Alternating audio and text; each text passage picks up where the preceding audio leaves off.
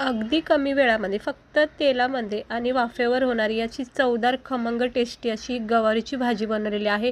बनवायला इतकी सोपी, खायला मात्र इतकी चव येते ना भाजीला। गवारीची शेंगा असे स्वच्छ धुवून निवडून घ्यायच्या। त्यानंतर एक बारीक चिरलेला कांदा, एक बारीक चिरलेला टमाटर, थोडा लसूण शेंगदाण्याचा कूट करायचा, बघू शकता असा लसूण शेंगदाण्याचा कूट करायचा, कांदा टमाटर परतून घ्यायचं तेलामध्ये। 1 चमचा जिरे टाकायचे याच्यामध्ये आणि चांगल्या प्रकारे हे परतून घ्यायचं। थोडं परतून झालं की याच्यामध्ये आपली गवार टाकायचं, चवीनुसार मीठ टाकून गवारला थोडंसं नरम सॉफ्ट करायचं, म्हणजे कांदा टमाट्याला पण वेळ भेटतो परतण्यासाठी।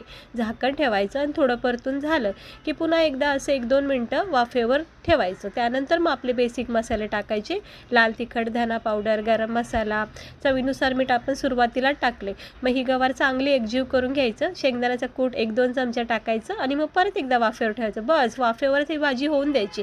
अधूनमधून फक्त चेक करायचं, मिक्स करवत राहायचं आणि वाफेवर ही झमझमीत चणचणीत अशी ही खमंग टेस्टी गवारची भाजी तयार होती।